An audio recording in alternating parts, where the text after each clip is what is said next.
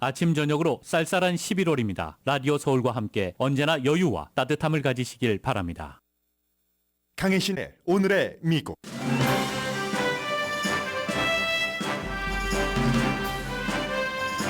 트럼프 전 대통령이 젊은 유권자에게 보내는 기고문이 오늘 뉴스위크에 실렸습니다. 경제, 범죄, 이민, 사회 모든 분야에서 본인이 47대 대통령이 되면 미국을 더 훌륭한 나라로 만들겠다는 공약입니다. 트럼프 전 대통령이 다른 공화당 후보들과는 달리 오바마 케어 대안을 들고 나왔다 반응이 나쁘자 폐지가 아니라 대안이라고 강조합니다. 그러나 공화당 상원은 오바마 케어와 이민 등 트럼프 전 대통령의 극단적인 발언이 공화당 상원이 다수당을 되찾는데 골칫거리가 되고 있다고 더 힐이 보도했습니다. 이스라엘과 하마스 간의 추가 휴전 연장 협상이 진행 중입니다. 긍정적이라는 보도가 나옵니다. 이스라엘은 국내외에서 반대가 되는 압박을 받고 있습니다. 미국 내에서는 대학생들이 캠퍼스에서 반유대주의가 늘어났다고 증언하고 반유대주의를 학교가 방치한다면서 UC 버클리 법대생은 대학을 고소했습니다. 결국 하버드와 MIT를 포함한 아이빌리그 대학 총장들이 캠퍼스의 반유대주의에 관해 의회에서 증언합니다. 3, 4분기 국내 총생산 지표를 보면 미국 경제는 전에 생각한 것보다 좋다는 결론입니다. 11월의 달러 가치가 올 들어 가장 큰 폭으로 내려갔습니다. 앞으로 더 내려갈 가능성이 높습니다. 미국에서 비만이 가장 적은 콜로라도주가 직장과 주택에서 비만 차별을 금지하는 법안을 통과시킬 가능성이 높아지자 다른 주들도 지켜보고 있습니다. 지난주 뉴욕주가 통과시킨 것과 비슷한 내용의 비만 차별 금지 법안입니다. 야생동물 보호국은 기후변화 위협에 따라 북미 울버린을 멸종위기 동물로 지정한다고 발표했습니다. 이것도 당에 따라 늘 차이가 큽니다.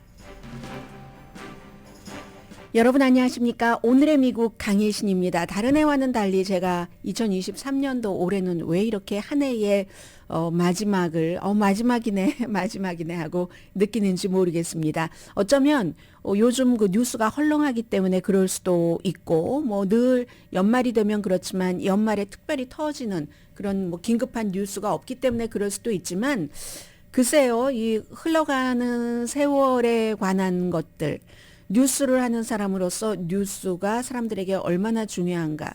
그 이외에도 더 중요한 일상이 있는가? 더 중요한 일상이 많이 있지만 그 안에 현대를 살아가는 사람으로서 뉴스, 현대의 흐름이 빠진다면 중요하지 않을 수도 있다. 이런 여러 가지 복합적인 감정인 것 같습니다. 그래서 이런저런 얘기를 전해드리게 되는데 그제였습니다. 트럼프 전 대통령이 마치 오바마 케어를 폐지할 것처럼 했던 것, 그 뉴스를 오늘의 미국에서는 보도해드리지 않았습니다. 이유가 있었습니다. 이제 많은 정치 뉴스들이 있는데 어떠한 때는 말뿐인 것들이 있잖아요. 말이 강할수록 실행하기가 어렵다던가 아니면 민심과 좀 다른 방향으로 나가기 때문에 저 말은 실천하기 거의 불가능하구나 하고 판단되는 것은 아무리 중요한 사람이 대단히 강하게 얘기해도 오늘의 미국에서 거의 다루지 않습니다. 그게 바로 트럼프 전 대통령이 마치 오바마 케어를 본인이 대통령이 되면은 폐지할 것처럼 했었던 그 뉴스입니다. 오늘 조금 다루겠습니다. 다루고 나서 트럼프 전 대통령의 입장을 바꿨어요. 그리고 나서 뉴스위크 요즘 종이로 보실 수 없고 보시는 분 안 계시지만 계속 온라인으로는 타임이나 뉴스위크나 아주 중요한 오피니언들을 많이 전하고 있습니다. 트럼프 전 대통령이 뉴스위크에 본인이 마치 그 미국 젊은 유권자에게 고함 이런 그 글을 써서 기고문 형식으로 실었거든요. 이 내용을 보시면 많은 공화당 분들 특히 이제 트럼프 전 대통령을 지지하고 민주당의 도시에서의 장악력, 정치 장악력 이런 것에 굉장한 회의감을 갖고 계시는 분들이 시원하게 들을 수 있는 내용들이 포함되어 있습니다. 오늘 앞에 그 두 가지를 전해드리겠는데 먼저 트럼프 전 대통령이 주말에 본인의 이제 그 소셜 미디어에 쓴 것은 오바마 케어, 어포러블 케어 액트죠. 정확한 이름은 통제 불능이고 좋은 의료 서비스가 아니다. 나는 심각하게 대안을 찾고 있다. 2017년도에 이 오바마 케어를 폐지하지 못한 게 공화당의 최악의 일이었었다라고도 주장을 했고요. 오바마 케어를 폐지하는 것을 포기하지 말지어다. 공화당이요. 이게 이제 트럼프 전 대통령의 주장이었습니다. 오바마 케어를 폐지하지 말도록 폐지하는 것을 포기하지 말아야지 된다. 이게 이제 핵심이었거든요. 그리고 나서 이틀 지나고 나서 어제는 다른 말을 썼습니다. 사실은 공화당에서는 더 이상은 오바마 케어를 폐지하는 것을 시도하지 않습니다. 민심이 심지어 팍스의 여론조사 결과도 오바마 케어가 10년쯤 됐잖아요.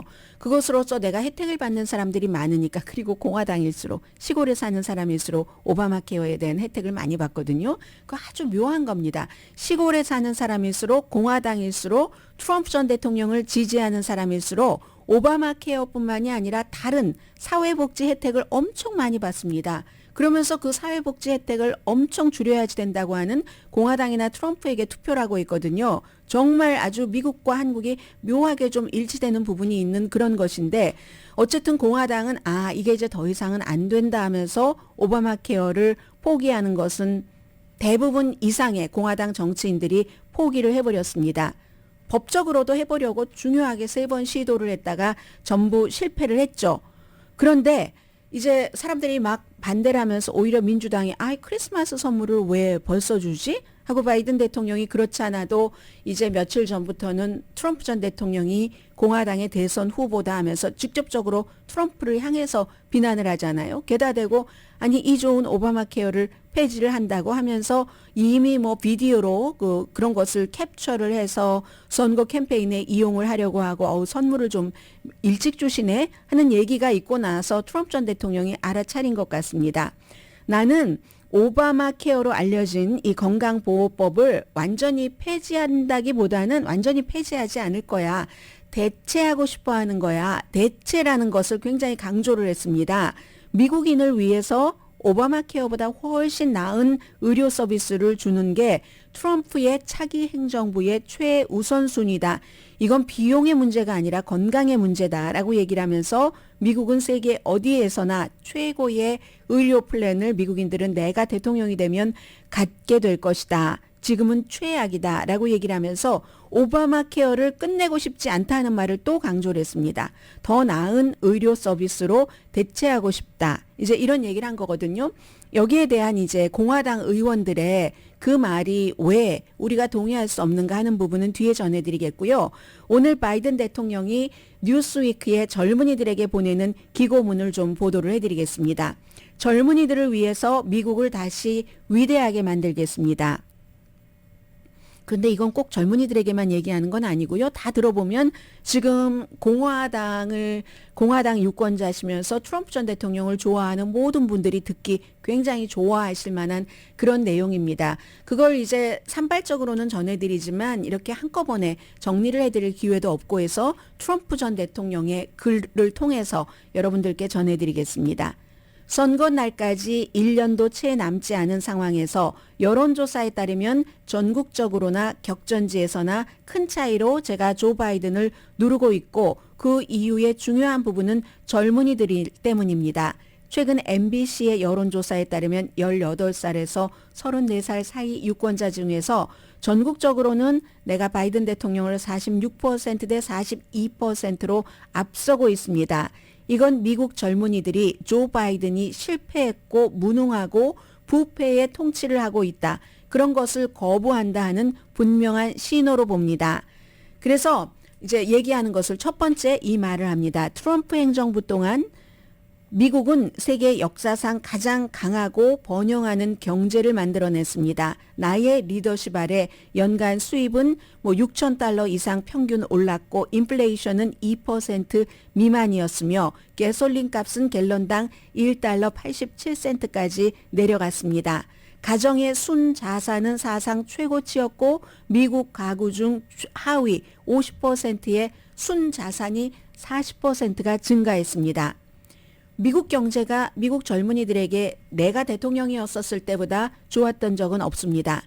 그런데 지난 3년 동안 젊은이들은 실패한 바이든의 경제 아젠다로 인해서 심각한 인플레이션을 겪게 됐고 치솟는 물가, 또 치솟는 이자율, 감당할 수 없는 주택, 증가하는 범죄 등 굉장히 막대한 비용까지 부담하게 됐습니다. 바이든 행정부 기간 동안 실질 소득은 가구당 7,400달러가 줄어들었고 일부 지역에서는 가솔린 가격이 갤런당 7달러까지 올랐습니다. 모기지 금리도 7%까지 돼서 수많은 지금 7% 넘은 적도 많죠. 미국 젊은이들이 주택을 소유할 수 없게 됐습니다. 제가 대통령이었을 때 30년 고정 모기지 이자율은 사상 최저치인 2.65%. 그래서 미국의 중간층은 모기지를 감당할 수 있었습니다.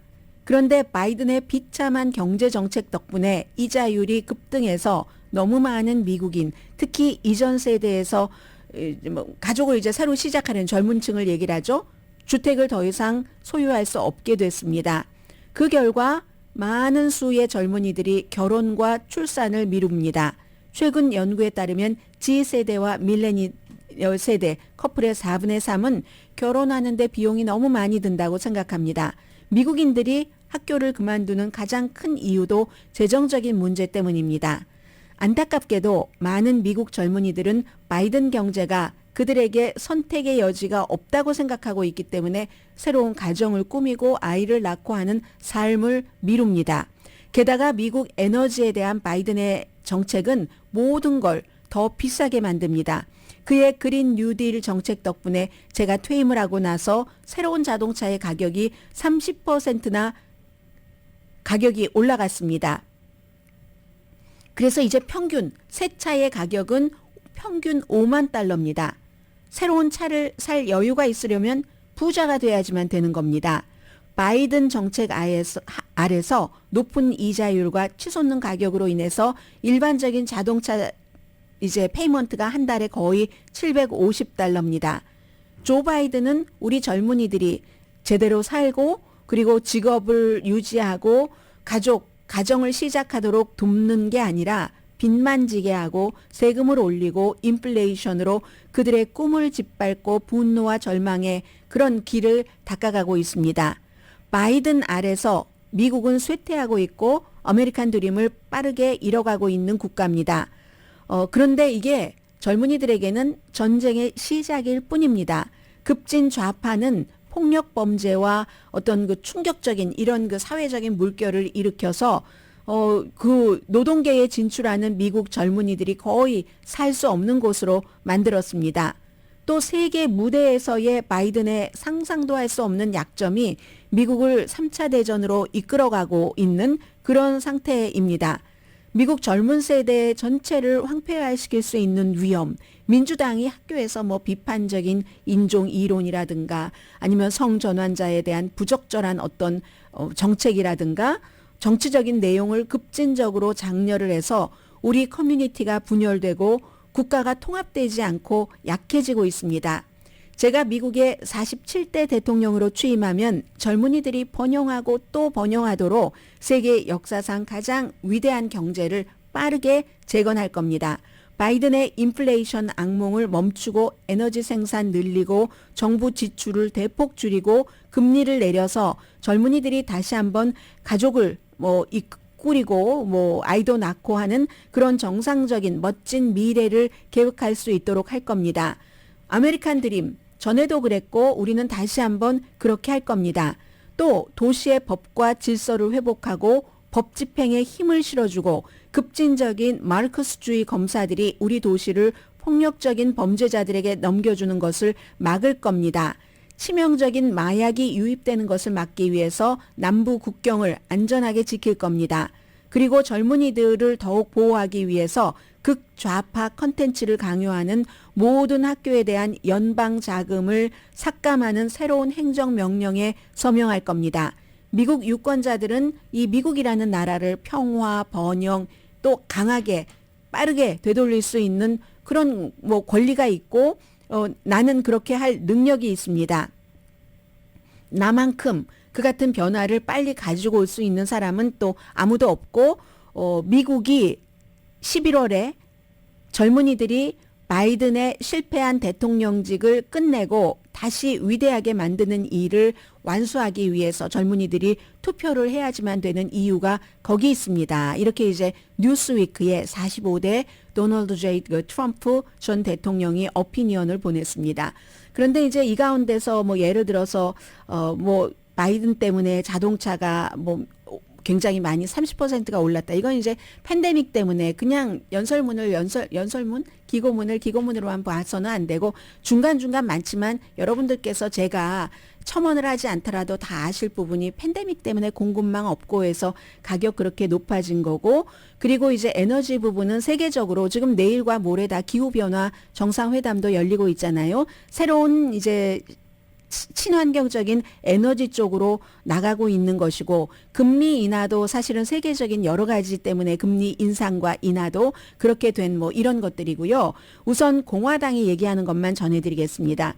공화당에 많은 사람들이 이 오바마 케어에 대해서는요, 뭐라고 얘기를 하냐면은 최근에 몇 년 동안 계속 몇 년이 아니라 10년 동안 오바마 케어를 없애보려고 했지만 더 이상은 공화당 내부에서 이걸 없애려고 하는 진지한 논의도 없다. 공화당의 사우스다코타가 지역구인 유명한 의원이죠. 그 잔튼스 의원이 트럼프 전 대통령이 오바마 케어를 없앤다 뭐 이런 말을 뭔 말하는 건지 난 모르겠다. 그럼 쇼미더 대안을 보여줘야지 왜 대안은 내놓지 않고 늘 하루아침에 내가 모든 것을 다 해결하려고 하느냐, 해결한다고 하느냐 하는 얘기고요.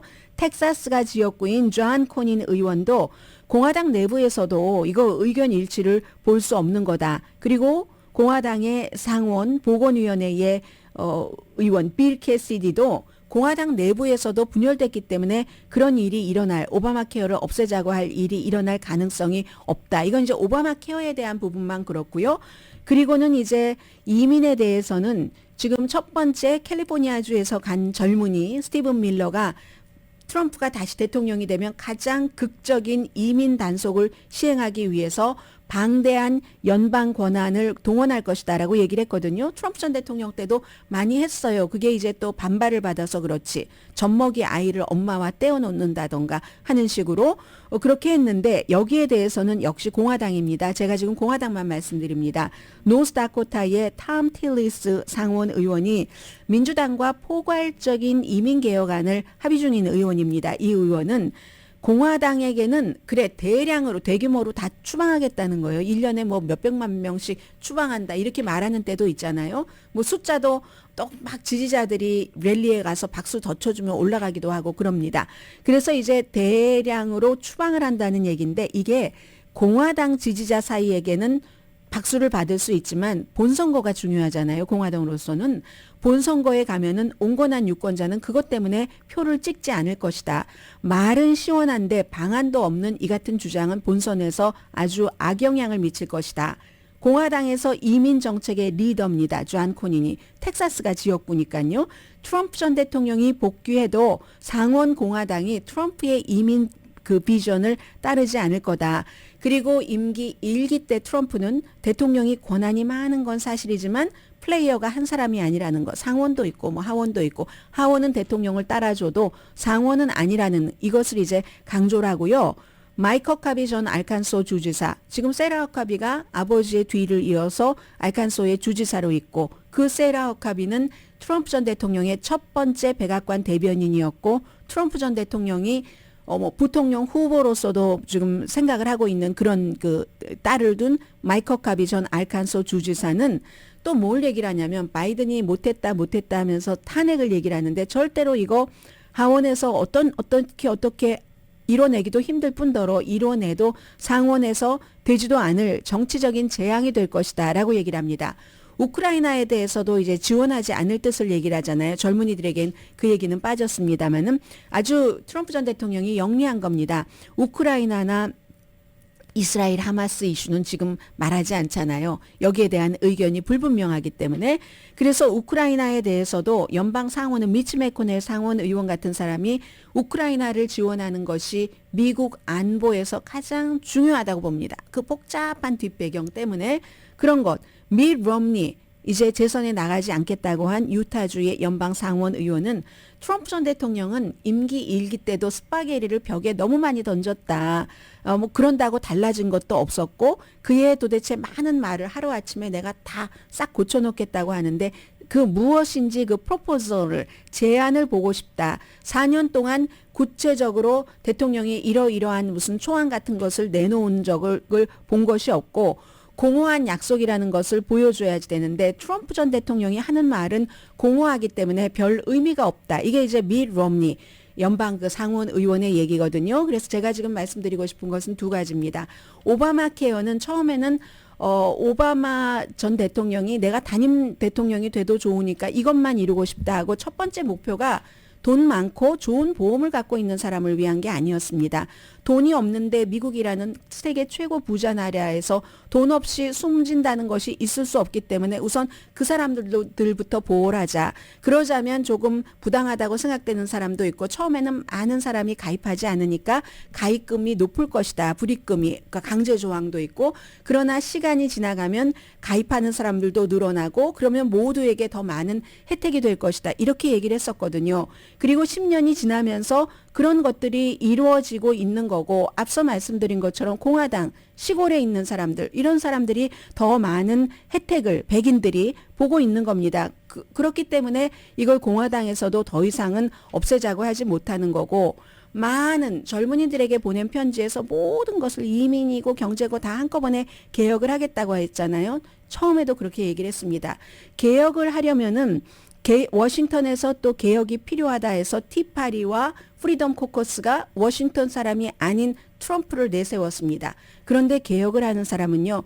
개혁 주체보다 깨끗해야지 됩니다. 깨끗해야지 되고 그 더러운 물을 뽑아낼 수 있는 정도의 아주 노련함이 있어야지 됩니다. 그런데 지금 딜레마가 트럼프 전 대통령은 모든 곳에서 지적을 하는 게 임기 1기에 본인이 하고 싶었던 것을 못했던 것이 사람들을 제대로 심어놓지 않고 본인도 경험이 없어서 그런데 이제는 임기 1기에서 그걸 겪었기 때문에 본인이 원하는 것이 무엇인가를 알고 사람을 제대로 심을 것이고 해서 독재 비슷하게 갈 수 있는 그런 그 가능성이 굉장히 높다는 거. 본인은 사실은 개혁의 대상이 돼야지 될 그럴 일들을 많이 저질러 놓고 가장 극명하게는 4가지 케이스에서 91개 기소가 됐는데 미국 법원이 아무런 기소 혐의가 없는 사람을 중범 혐의로 그것도 전직 대통령을 또 많은 것을 거쳐갔을 때 트럼프가 지명한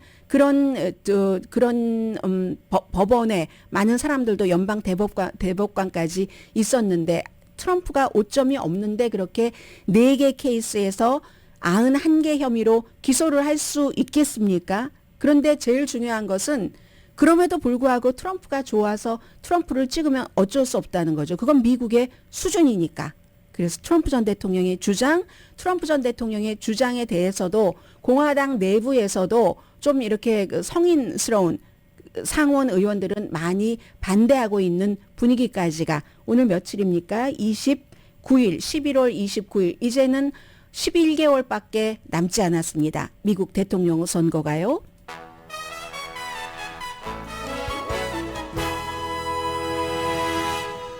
오늘의 미국은 전문가가 추천하는 이민법, 가정법 전문 재인정 종합법률사무소, 총 20억 달러 승소, 교통사고와 상해 전문 브라이언 타필라와 CG 변호사 그룹, 코지다운 갤럭시 이불은 잠이 솔솔 오게 하는 기능성 거위털 이불로 독일 회사와 함께 생산합니다. 코지다운 갤럭시 이불 공동후원입니다. 잠시 뒤에 마지막 돈 대결도 있고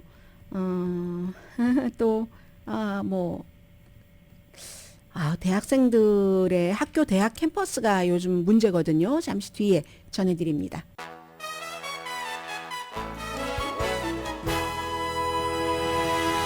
라디오 서울 방송 오늘의 미국 듣고 계십니다. 텔레비전 보니까 그 99세의 지미 카터 전 대통령이 이제 오늘까지 추도식하고 장례식하고 하는데 77년을 함께 했었던 그 와이프 를 쭉 이제 휠체어를 타고 이불 하나 무릎에 이렇게 덮고 쫓아가는, 어제 장례식에서는 그 남편이 와이프 가는데 말을 할 수가 없었습니다. 그게 이제 지금 지미 카러 전 대통령의 그 건강 상태고요. 해서 뭐 손주, 아들, 딸 이런 많은 사람들이 얘기를 했는데, 특히 이제 딸이 아버지 손을 꼭 처음부터 끝까지 잡고 있는데, 아버지가 오늘 말을 할 수 없으니까 제가 아버지가 군인이었을 때, 해군이었을 때 어머니에게 보낸 연애 편지를 소개해 드릴게요 하고 뭐 연서 같은 것도 조금 소개를 했고, 어머니에게는 그 어머니의 인생은, 인생 하니까 갑자기 모파상이 목걸이가 생각나요. 어머니의 인생, 여자의 일생 이래서 그런가요? 그건 또 딴 거잖아요. 어머니의 인생은 대부분 아빠와 함께 사랑하는 거였습니다. 이런 얘기를 했고, 엄마와 아빠를 이렇게 볼 때 그들의 그 파트너십하고 사랑 얘기는 엄마를 결정하는 결정적인 그 특징이었다라고 얘기를 했고요. 지미 카러는 아마 그 말을 하고 싶었겠죠. 전에도 가끔 했었던, 로잘린, 나의 와이프는 내가 성취한 모든 것에 있어서 나의 동등한 파트너다, 동반자다. 그래서 이제 어제 새로 이제 와이프와 작별하는데 새 옷을 맞춰 입고, 소박한 부부들이잖아요. 근데 새로 맞춘 옷을 입고, 그리고는 이제 의사도 옆에 있었고요. 마지막 가는 길에 인사를 하고 있습니다. 그래서 항상 내가 필요할 때, 부부가 그런 거 아니에요. 필요할 때, 뭐 부부만 그렇겠습니까? 부부 가운데 산 사람이 떠나간 사람도 있고, 어떠한 이유로 갈라서서 혼자 사는 사람도 있고 하는데, 직장에서 동료끼리도 저 동료가 필요할 땐 평소에 좀 마음에 안 들었다 할지라도 좀 격려해주고 위로해주고, 그런 사람이 항상 지미 카러에게 로잘린이었다는 거죠. 그래서 로잘린이 세상에 있는 동안 누군가를 사랑하고, 누군가에게 사랑을 받고, 지지하고, 누군가에게 지지받는다는 걸 항상 알고 있었다라는 얘기를 했고요. 그리고 어제 보니까 그 조지아주가, 이 사람들은 민주당인데 주지사가 브라이언 캠프, 공화당이잖아요. 브라이언 캠프 주지사 부부도 장례식장에 온 것, 뭐 이런 것들이 이제 미국에서 마지막에는 서로 절대로 안 싸우는, 그리고 브라이언 그 캠프 주지사가 거기에 갔다고 해서, 아니 거기에 갈 수가 있어, 공화당이 또 그러지도 않거든요. 이게 이제 품격이죠. 그 미국의 정치의 그 정도 품격이고요. 제가 좀 전에 마지막 돈계 대결이라고 말씀을 드렸는데, 이건 이제 트럼프 전 대통령이 너무 위험하다고 생각하는, 다시 대통령이 되면 그런 그 코크 브라더스의 찰스 코크가 형이 본인이 만든 그 정치행동위원회가 니키 헤일리를 그러므로 지지한다고 발표했잖아요. 그런데 이게 굉장히 힘을 줄 것만은 분명한데, 돈도 가고 풀뿌리 사람도 가고 50개 주에 다 그 정치행동위원회, 미국인 번영행동이 지부를 갖고 있으니까, 그러니까 공화당의 기득권층인 거 맞습니다. 이 코크가. 그럼 기득권층이 대안으로 니키 헤일리를 선택을 했구나. 그럼으로써 내일 캘리포니아주의 게빈 뉴섬과 공화당 대 민주당으로서 션 해니티 앞에서 대결을 하는 론 디샌티스에게는 마이너스가 된 것은 분명하지만, 그 정도 가지고는 안 된다는 겁니다. 니키 헤일리는 여자잖아요. 또 에이션입니다. 그런 것이 극복돼야지 될 부분도 있고, 그러나 이렇게 코크 브라더스가 지원을 하는 것은 지금 당장 트럼프를 이길 수 있다가 아니라, 이름으로써 아이오와 뉴햄프셔 갈 때까지 트럼프를 조금 약화시킬 수 있는, 그리고 이제 다른 디샌티스나 크리스 크리스티 뉴저지 전 주지사 같은 경우는 조금 더 약화시킬 수가 있고, 그러므로 대결이 좁아지면 좁아질수록 뭔가 도드라지게 보이는 게 있어서 트럼프를 좀 속도감 있게 약화시킬 수 있다. 이게 현재까지로서는 목표인 것 같고요. 그렇지만 헤일리가 너무나 엄청난 그 숙제를 해야지 되는 거죠. 트럼프 전 대통령이 뭐를 해도 다 옳다고 하고, 눈에 정말 아름다운 뭐를 집어넣었는지 예쁘게 보고, 예쁘게 보지 않아도 뭐 아무튼 트럼프 전 대통령에 끌리는 그 파워풀한, 트럼프가 좌석처럼 끄는 힘이 있는 겁니다. 어떤 색깔이 됐던 그런 트럼프에게 끌려간 사람들을 끌어올 수 있는 게 있어야지 되는데, 그게 과연 있는가. 근데 그럼에도 불구하고 트럼프는 너무나 위험하다 하는 게 이제 코크 네트워크의 판단이었고요. 그리고 또 이제 그 어떠한 그 심정이 굳지 않은 사람일수록 당의 정치인들도 상원보다는 하원이 여러 가지를 계산을 하고 논리적으로 생각한다기보다는 감정적으로, 그리고 제일 중요한 게 이거죠. 트럼프가 나에게 도움이 돼 도움이 안 돼, 이런 사람 제일 싫어요. 그것만 따지는 거. 트럼프가 나에게 도움이 돼 도움이 되지 않아? 뭐 당도 상관없고 뭐 나라도 상관없고 아무것도 상관없는, 누구나 다 나 위주로 살죠. 상당 부분. 그러나 그것도 레드라인은 있다는 거죠. 근데 이제 트럼프를 지지하는 낮은 단계의 정치인들은 거의 뭐 이런 다른 것은 생각하지 않고 나에게 이득이 돼? 이득이 되지 않아? 그리고 감정적으로 이렇게 생각을 하니까 논리적인 관계라기보다 감정적인 관계니까 트럼프 전 대통령과, 그것을 니키 헤일리가 깰 수 있는가? 공화당은 여전히 트럼프를 원하고 있는데 다수의 공화당 유권자.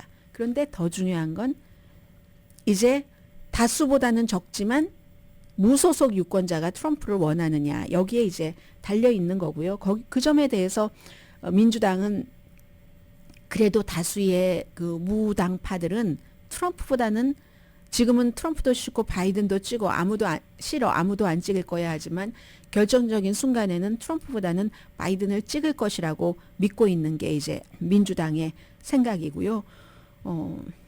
그렇습니다. 그래서 지금 이제 이스라엘 하마스 얘기도 이제 조금 시간이 더 지나가면 트럼프 전 대통령이 본격적으로 말을 할 텐데, 이스라엘은 내부에서는 자신의 지지층은 싸워라, 전쟁을 해라 하마스와, 이런 압박을 하고 있고 벤자민 네탄야후에게, 외부에서는 아니 휴전을 해라, 영구적인 휴전을 해라. 지금 이제 카타르에서 열심히 왔다 갔다 하면서 앞으로 뭐 며칠 더, 이번에 이틀 연장했잖아요. 휴전을 처음에 나흘하고 이틀 연장했는데 또 나흘 아니면 엿새 정도 연장하자, 뭐 이런 것을 지금 하고 있는가 봅니다. 좀 전까지는 좀 그게 긍정적으로 검토가 되고 있다는 것 같은데, 그렇게 그런데 영구히 휴전해라 하는 사람들이 더 많습니다. 외국들은. 그런데 백악관은 여기에 대해서 백악관은 또 중간적인 입장이에요. 휴전은 아니지만 뭐 가자 지구 사람들을 좀 보호하는 방향에서, 어떻게 보호합니까? 가자가 남과 북으로 나뉘어서 살 때도 그 커다란 감옥처럼 생긴 곳에서 힘들었는데 지금 100만 명 이상이 다시 또 다 남쪽으로 나왔는데, 그 밀도 높은 곳에서 전쟁을 계속하면 민간인이 숨지던 이스라엘 병사가 숨질 텐데, 지금 백악관이 이스라엘에 요청하고 있는 것도 그다지 현실적으로 보이진 않습니다. 세계보건기구는요, 이게 길어지면은 폭탄 때문에 사망하는 사람보다 질병으로 사망하는 사람이 더 많을 것이다 라면서 무슨 병으로 지금까지 사망한 사람들의 숫자를 전부 적어놓고 있습니다. 하마스도 휴전하는 걸 원하긴 하죠. 그런데 이렇게 풀어주는 휴전 있죠. 몇 명 풀어주고 또 몇 명, 10명 이런 건 이제 하마스도 어디까지밖에 못합니다. 그러다가는 이제 조금 있으면 남자도 풀어줘야지 되고 이스라엘 병사도 풀어줘야지 되니까, 아직도 한 160명 이상이 남아 있습니다. 10개월 된 아기를 포함해서 인질로 하마스가 잡고 있는 것이. 그리고 이제 미국이 엄청나게 반유대 이런 것들, 물론 반 이슬람릭도 있어요. 반 이슬람도 있는데 반 아랍도 있는데, 그 정서는 똑같이 있는데 이런 정서가 있어서야 되겠어, 이걸 고쳐야지 돼 하고 목소리가 나오고 그걸 지원하는 세력은 이스라엘에만 지원을 하는 것이 굉장히 많이 보입니다. 그래서 대학생들도 요즘 캠퍼스에서 뭐 반유대, 반주의시 이게 너무 심해요라고 증언을 하고, 어제는 유스 버클리의 법대 학장부터 많은 그 학생들이 학교를 고소했다니까는요. 반유대주의가 이렇게 심해지는데 학교에서 적절한 조치를 취하지 않고 있어 하고, 심지어 하버드, MIT, 유펜 같은 아이빌리그 대학 총장들이 다음 주입니다. 다음 주에 의회에서 불러냈어요. 누가요? 공화당, 이스라엘을 지지하고 또 지지하는 정치인들이 뭉쳐서, 아니 대학이 이럴 수가 있어? 이스라엘계를 그렇게 핍박을 한단 말이야? 하면서 그 사례에 대해서 어떻게 할 것인가, 지금 현상은 어떤가 하는 것을 총장들에게 직접 듣겠다 해서 다음 주에 줄줄이 불려나갑니다. 하버드대, MIT, 펜실베니아 대학교의 총장이, 하원 교육과 노동위원회 의장이 버지니아 박스거든요. 여성 버지니아 박스, 굉장히 보수적인 사람이죠.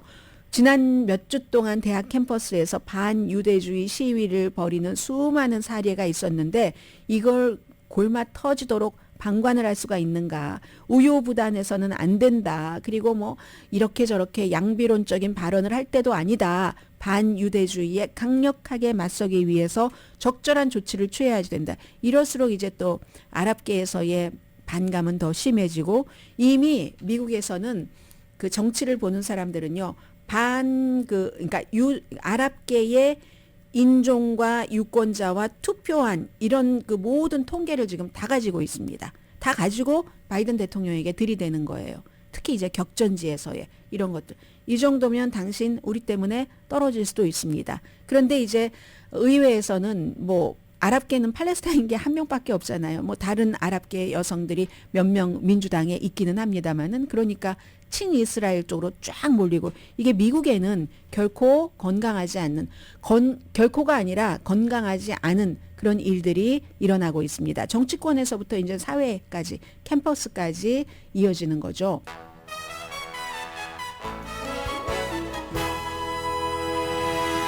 라디오 서울 방송 오늘의 미국 듣고 계십니다. 여러분들께 제가 경제 뉴스를 전해드리면서 1년 내내 마음속에 어떤 마음이 있었냐면 계속 나쁘다, 너무 나쁘다, 더 나빠질 거야 이런 얘기들이 많이 들리잖아요.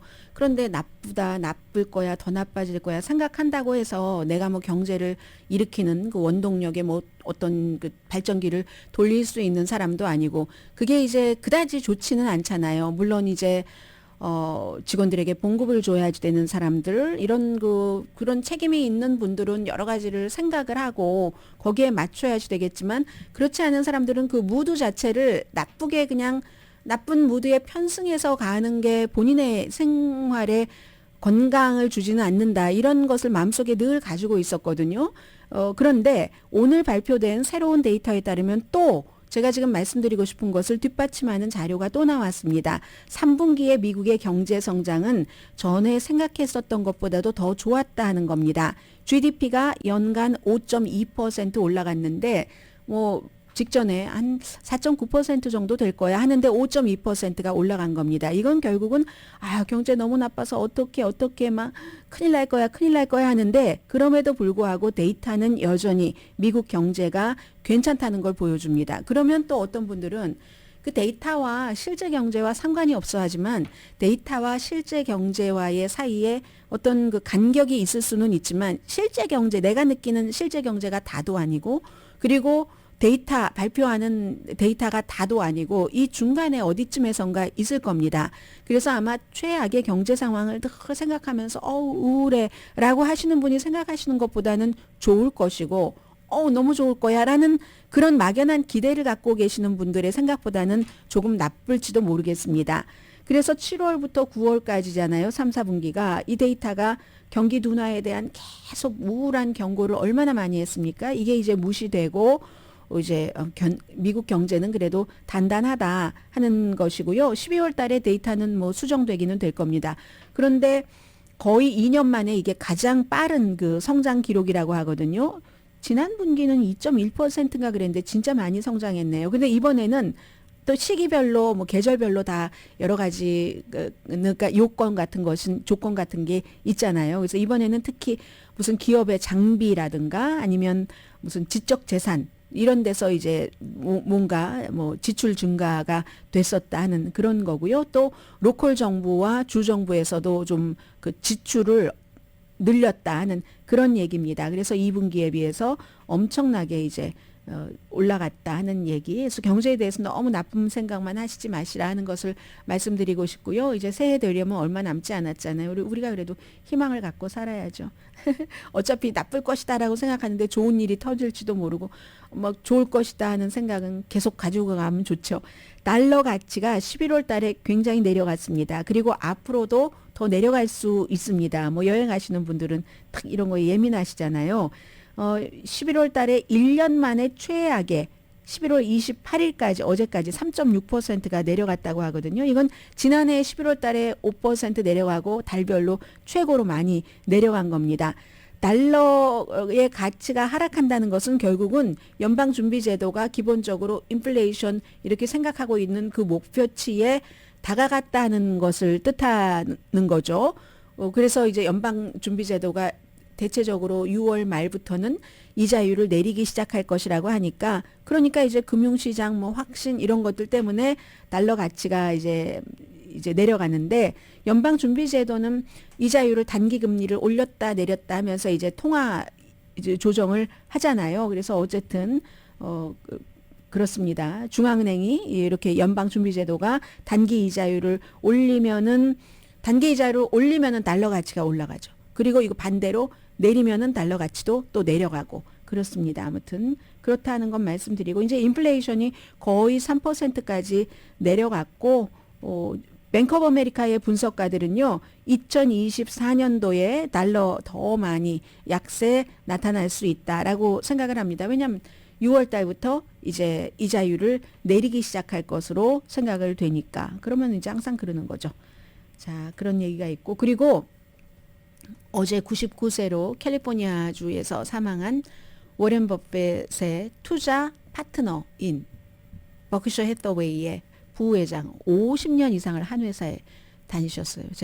저는 얼만큼을 다녔나라고 따지고 봤더니 뭐 깊이 따질 것도 없이 저도 분명하지만 야, 그분만큼 50년 되려면 거의 20년 더 있어야지 돼요. 저도 50년 이상을 한 회사에서 78년도부터 버크셔 해서웨이에서 부회장을 했고 많은 얘기를 남기고 투자에 대해서 너무 탐욕하지 말아라. 너무 상대방을 질투하다가 미쳐버린다. 이런 좋은 얘기를 많이 하셨지만 변호사를 그만두고 워렌 버핏의 텍스타일 회사를요. 뉴잉글랜드에 있는 워렌 버핏이 막 여기저기 손을 많이 댔으니까 가구 회사 사는 것부터 시작해서 텍스타일 회사를 좀 이렇게 살려보는 그런 것으로 시작을 해서 이 버크셔 해서웨이라는 큰 이런 회사를 만들게 된 건데 이분은 예전 분이잖아요. 예전 분이라서 여전히 뭐 은행 가는 헤로인 중독자다. 미국 영화 보면 많이 나오잖아요. 멀쩡하게 일하는데 뒤에서는 뭐 마리화나도 독한 것만 피고 이런 사람들 많죠. 그 비트코인은 쥐약이라고 하고 무슨 뭐 성병이라고 하고 암호화폐는 뭐 질병, 성병, 질병 이렇게 얘기를 하고 그리고는 투자라든가 경제라든가 인간 본성 99세까지 사셨으니까 그런 데에 있어서 아주 간결한 한 줄 평이 있죠. 많은 훌륭한 얘기를 하셨지만 그게 이제 어떻게 보면 버크셔 해서웨이의 성공한 비결이기도 할 텐데 이렇게 성공하는 데는 버크셔 해서웨이가 뭐 몇십 년 동안은 1년에 20%씩 막 성장하고 있잖아요. 그런 것들은 탁월한 때문이 아니다. 아주 똑똑함 때문이 아니라 바보 같은 것을 피하는 것이다. 스투핏하게 하지 않으면은 그러면은 이게 성공을 하는 비결이다. 이런 얘기를 하셨어요. 그분이 99세로 세상을 떠나셨고요.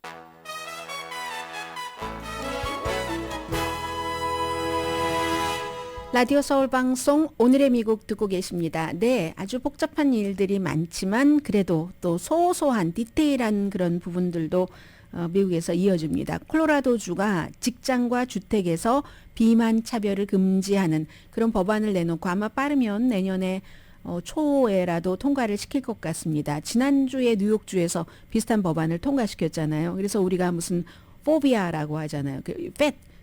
살 많이 찐 사람 팻포비아 법안이라고 부르고 있는데 아니 랜드로드도 무슨 몸무게 제한을 하나요? 무슨 렌트 주고 할 때 그런 게 있나 보네요. 직장에서 사람을 고용할 때도 그렇고 미국에서 전반적으로 비만이 늘어나는 거 뭐 너무 잘 알고 계시고요. 그런데 이제 이 콜로라도주까지 그렇다고 하니까 매사추세츠, 버먼, 뉴저지주도 고려 중이라고 하는데 재밌는 게요. 무슨 버먼, 매사추세츠, 뉴저지, 콜로라도 이런 주들이 다 스키니한 주예요. 이 콜로라도주도 락키 마운틴 하이에 있는 곳이잖아요. 여기도 비만이 25%밖에 안 됩니다. 많은 것 같죠? 근데 미국에서 버지니아주 같은 경우는 웨스트 버지니아 같은 경우는 71%나 되거든요. 조 맨신 의원이 있는 광산도 있고 하는 71%인데 그에 비해서 가장 스키니한 그런 주인데도 비만이 많은 주는 비만에 대한 차별 금지가 없는데 이런 스키니한 주일수록 비만, 체중 차별금지법이 있다는 겁니다. 그랬더니 비만 행동연합이라는 데서요.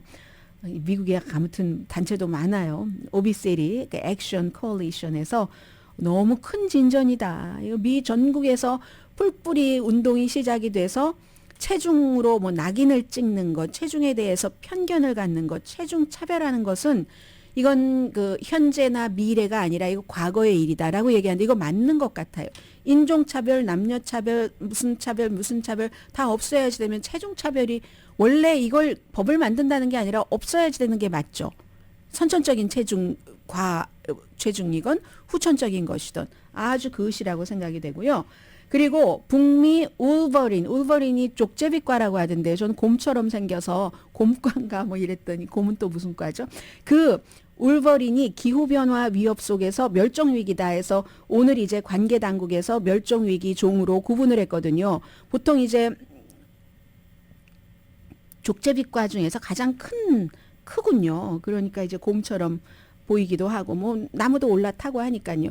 미국 그 락키 산맥에 많고 얼마 전에 5월 달인가 오레곤주에서 그 반경을 넘어선 곳에서 이 울버린이 나타났다 해서 막 뉴스가 됐잖아요. 누가 낚시하다가 두 사람이 발견을 했다고. 근데 이거는 트럼프 행정부에서 이거 하나마나 하다가 결국은 안 했거든요. 그랬더니 몬타나에서 뭐 법원에서 또 이걸 판결을 하고 이렇게 저렇게 해서 다시 또 바이든 행정부에다가 올리고 하니까 바이든 행정부에선 그래?